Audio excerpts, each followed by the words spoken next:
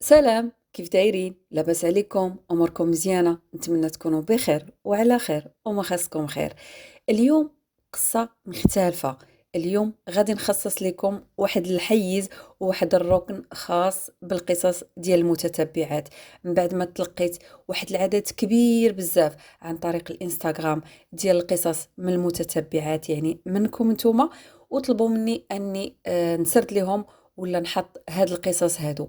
ايضا كاين بزاف ديال السيدات اللي ما عندهمش الانستغرام وبغاو انهم يتواصلوا عن طريق الواتساب، يعني بغاو يخليو اوديو او لا يخليو رسالة في الواتساب. انا ان شاء الله قريب غادي نخصص لكم رقم ديال الواتساب خاص بالرسائل وبالقصص ديالكم. اليوم غنخليكم مع القصة ديال اول متتبعة اللي هي فاتحة.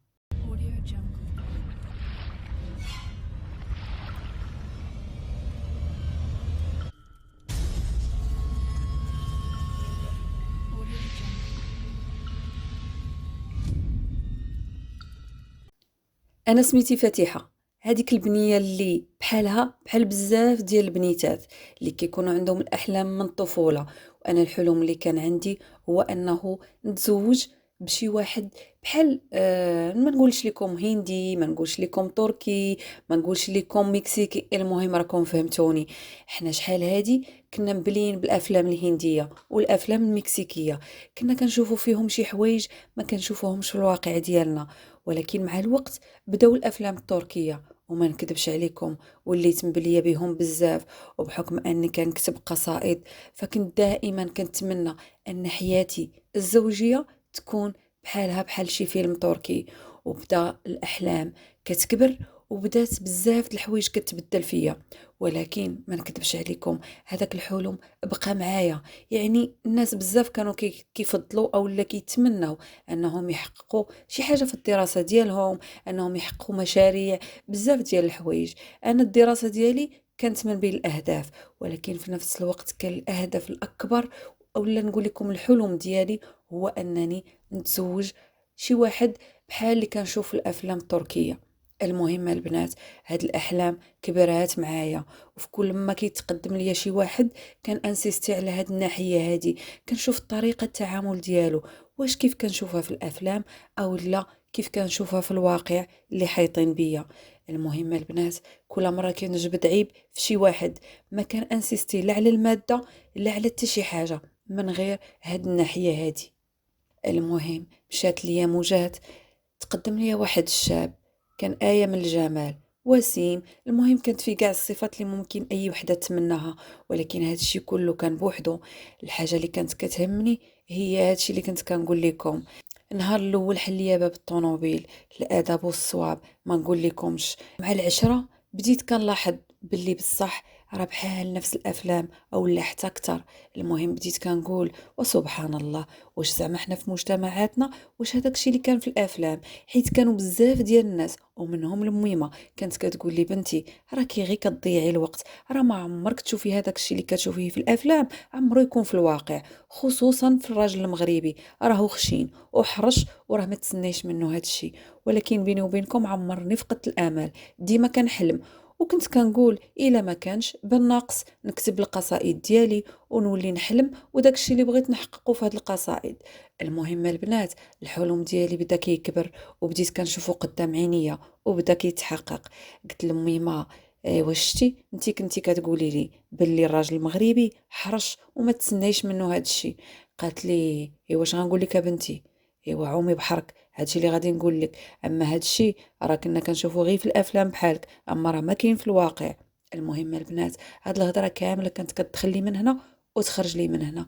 جا وقت ديال المعقول، تزوجنا فعلا. عشنا داك الشهر ديال المشماش كي كيقولوا، عشناه احسن ما يكون.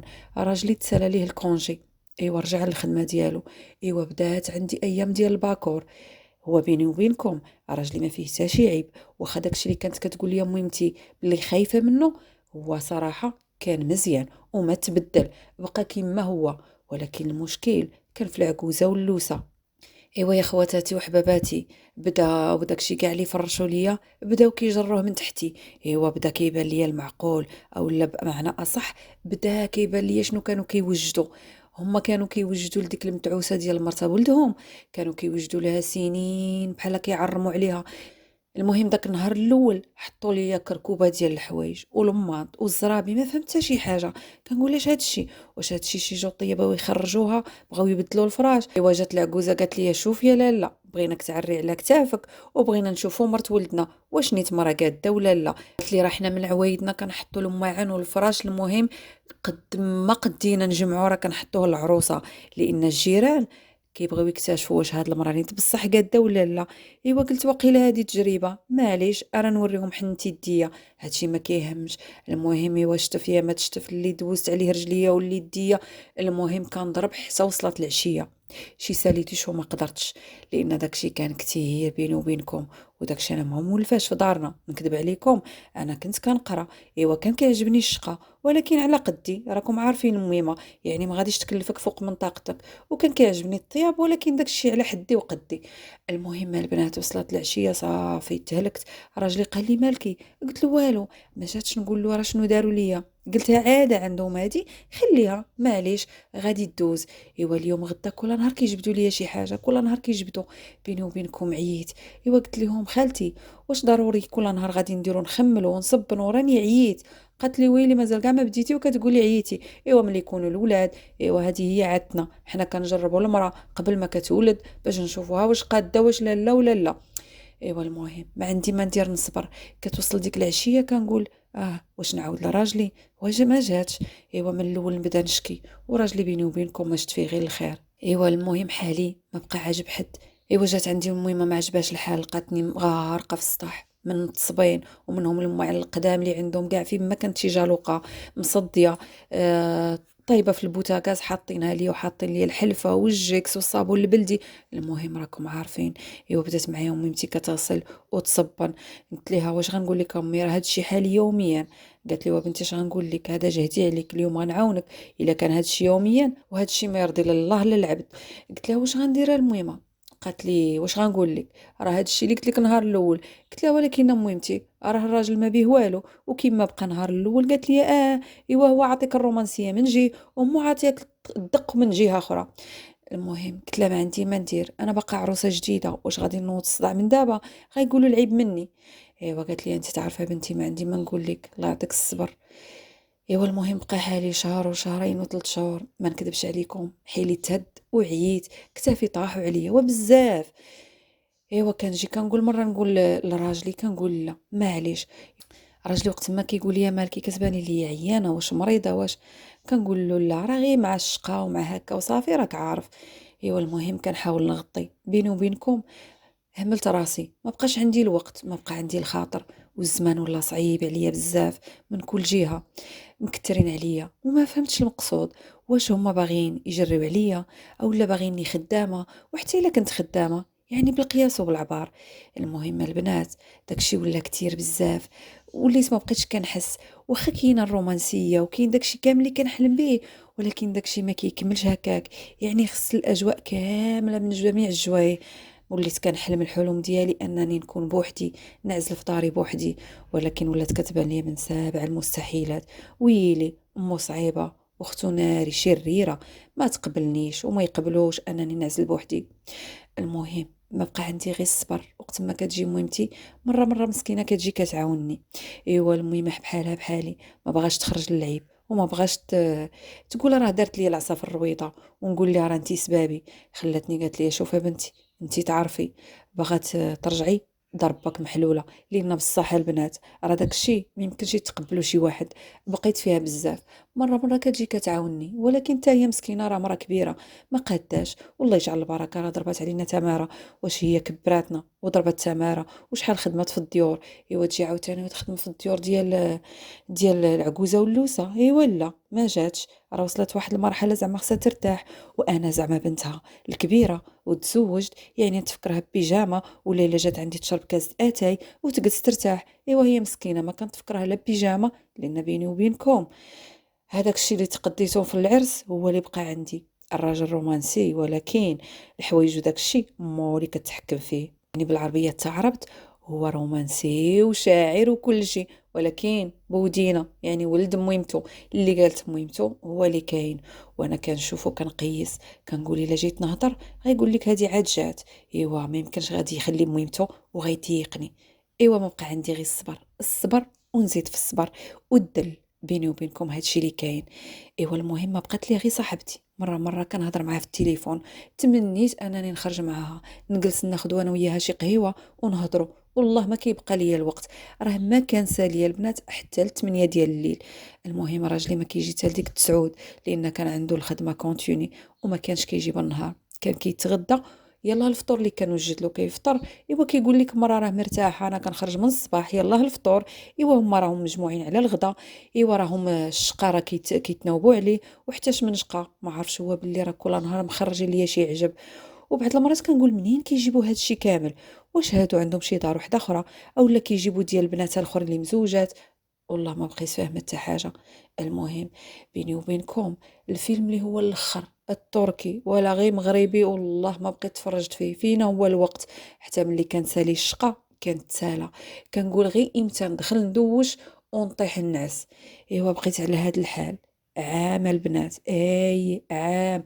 حيلي تهد ما بقيتش قاده. راجلي ولا تيقول لي كنشوفك في شكل، كنت كنشوفك في الخطوبه كنتي اكتيف، كنتي غير ضحكه، كنتي كتحلمي كتقولي نديرو نفعلو نتركو. ايوا دابا شتك غير ناعسه واش مريضه؟ ايوا يا البنات ما بقى عندي ما نقول. عرفتو والله ما بقى عندي حتى الخاطر ديال الهضره عاد نشرح له واش غنقول له.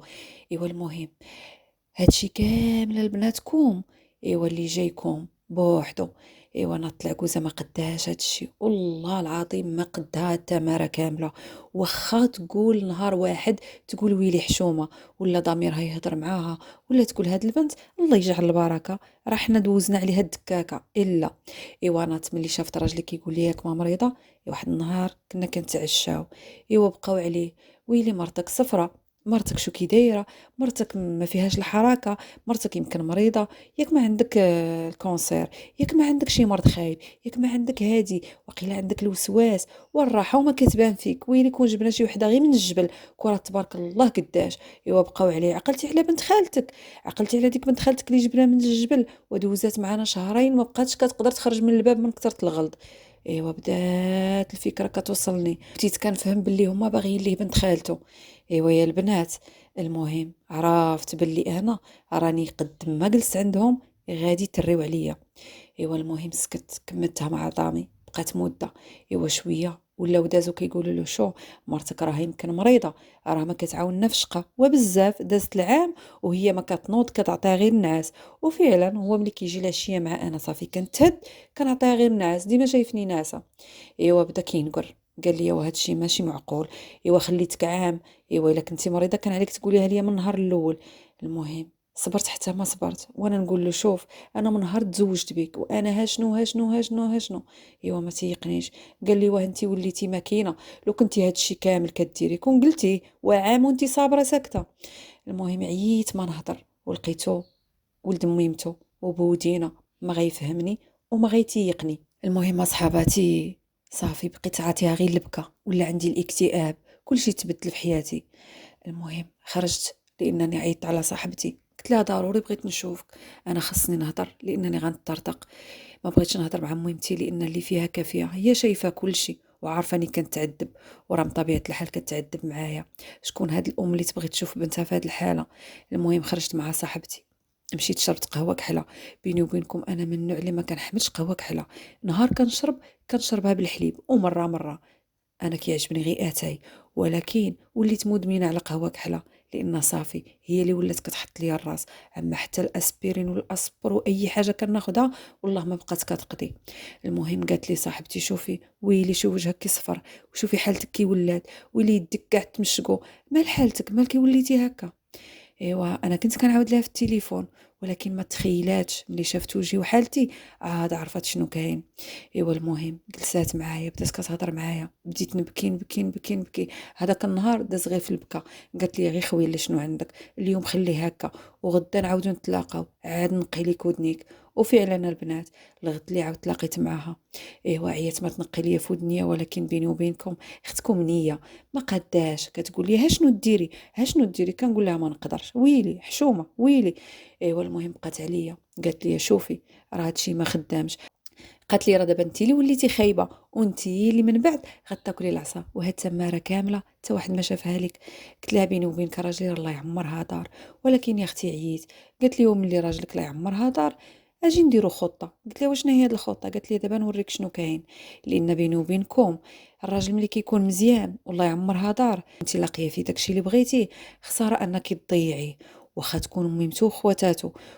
وبيني وبينكم الا كان راجل صعيب وماشي ديال العشرة فهذا ما كاين لاش تضربي معاه، ما كاين لا خطط لا حتى شي حاجه، واخا ديري اللي درتي والله العظيم لا شاف فيك. ولكن الا كان راجل مزيان معليش. هادشي كامل كانت الهضره ديال صاحبتي، اما اختكم غير نيه وحده. المهم البنات نهار تاني تلاقينا قالت لي شوفي انا نعطيك خطه سهله على قدك. قلت لها وصافي عطيني غير على قدي راكي عارفاني.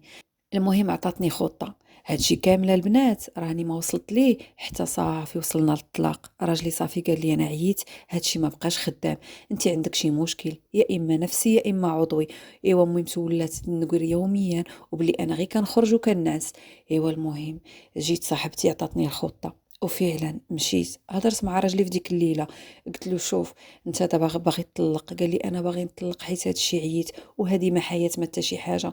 قلت له واخا حنا غادي نطلقوا ولكن عطيني شويه د الوقت. قال لي وفاش غادي يفيتك هاد الوقت؟ قلت لي غتعطيني شويه ديال الاجل ودير داكشي اللي قلت لك. قال لي واخا اشنو بغيتي؟ قلت له غدا في الصباح انت كتخرج كتفطر كتخرج ياك؟ قال لي باينه راكي عام وانت معايا على هاد الحال. قلت له شوف انت ما غاديش تخرج كيف العاده غتقول لميمتك بسلامه وراني خارج، وغادي تزدح الباب وغادي تخبى وغادي تشوف كل شيء شنو غيدوز داك النهار وديك الساعات نطلقوا. قال لي وصراحه ماشي غير راكي مريضه راه يمكن عندك شي حاجه ماشي هي هذيك لانك ماشي نورمال. قلت له ودابا هذا هو الطلب الوحيد ديالي عمرني طلبت لك شي حاجه. قال لي واخا لالا غادي ندوز لك الطلب وديك الساعات كل واحد يمشي في حاله. قلت له ما قلتي عيب. وفعلا البنات فقت في الصباح كيف العاده وجدنا الفطور فطرنا. ايوا العجوزه ملي كتفطر كتدخل لبيتها كتبقى جالسه. ايوا حتى كيخرج الراجل عاد كتجي ليا بالنقير وكتحط ليا شنو غادي ندير. المهم دخلت لبيتها قلت له صافي غدير داكشي اللي قلت لك. قال لي غادي نتبعك في بالك. ايوا دار راسو زدح الباب ورجع تخبى. غي يخرج غي يسمعوا الباب باللي تزدح. ايوا ناضوا بيا لا هي لا بنتها.